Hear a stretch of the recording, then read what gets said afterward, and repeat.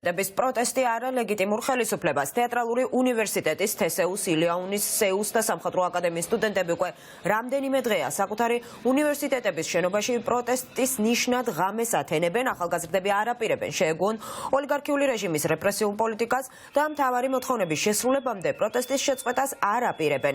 მოთხოვნები კი უცვლელია დაინიშნოს ახალი არჩევნები და გათავისუფლდნენ რეჟიმის ტყვეები.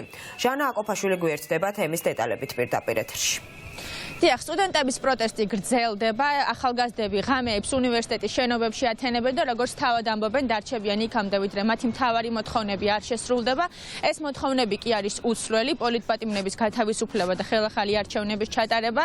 ახალგაზრდები თვლიან, რომ ახლა სტუდენტებმა უნდა აიმაღლონ ხმა, რადგან რეჟიმი იძულებული გახდეს, რომ მათი მთავარი მოთხოვნები შეასრულოს.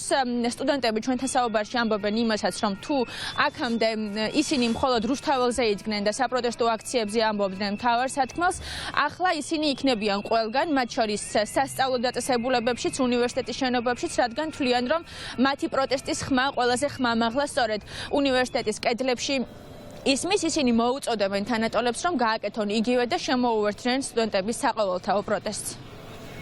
ჩვენი პროტესტი დაიწყო 32 დღის წინ, 32 დღეა უკვე აქ ვართ. ჩვენი მთავარი მოთხოვნა უნივერსიტეტთან თავიდანვე იყო ის, რომ უნივერსიტეტს დაიფიქსირებინა სწორი პოზიცია დაკავებული და დაშავებული ადამიანების მიმართ.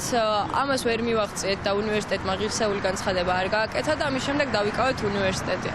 ამას მოყვა რა თქმა უნდა ბევრი დაპირისპირება, მაგრამ ჩვენი მთავარი მოთხოვნები ძალაში რჩება, რომ გათავისუფლდნენ უკანონოდ დაკავებული პატიმრები, რეჟიმის ტყვეები და დაინიშნოს ხელახალი არჩევნები. ძალიან ბევრი კითხვა გაჩნდა საზოგადოებაში მასთან დაკავშირებით, თუ რატო გადაწყვიტეს სტუდენტებმა დაეკავებინათ უნივერსიტეტების შენობები და ფოიეები.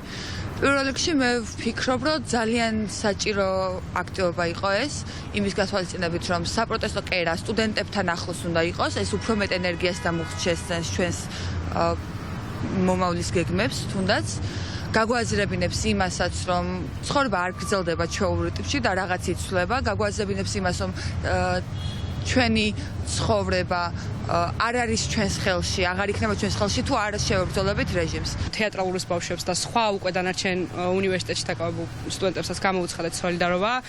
მთავარი მოთხოვნები რჩება უცვლელი, რომ გათავისუფლდნენ რეჟიმის პატიმრები და დაინიშნოს ხელახალი ლეგიტიმური არჩევნები. ვფიქრობ, რომ ამ პროტესტის ეს სახე იმ შედეგს მიიტანს, რომ სხვა ბავშვებს, რომელსაც ასე ვთქვათ, არ აქვს ინფორმაცია რა ხდება ქვეყანაში, ანუ შეუძლებელი არის, მაგრამ მაინც ნაკლებად არიან ამ ყველაფერს ჩართულები. ხმა მივაწვინოთ და გავაგონოთ ჩვენი ხმა, რომ რა არის რეალურად ჩვენი გულის ტკივილი, რატომ ვაკეთებთ ამ ყველაფერს. პირველ რიგში სოლიდარობას ვუცხადებთ რეჟიმის ტყვეებს და პატიმრებს, არაკანონიერად დაჭერილ ადამიანებს, რომლებიც მოწყვიტეს საკუთარ ოჯახებს.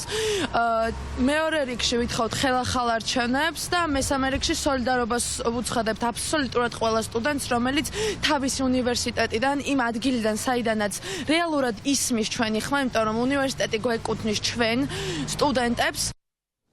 სტუდენტები ყოველი ღამის გათენებას უნივერსიტეტის შენობებში იქამდე აპირებენ, ვიდრე მათი მთავარი მოთხოვნები არ შესრულდება. ამ ეტაპზე კი აუდიტორიებში სწავლის გაგრძელებაზე უარს რამდენიმე უნივერსიტეტის სტუდენტები ამბობენ. ისინი მოუწოდებენ ლექტორებს და აკადემიურ პერსონალს, რომ გამოვიდნენ და დადგნენ მათთან ერთად და ერთად დაიცვან ქვეყნის ევროპული მომავალი.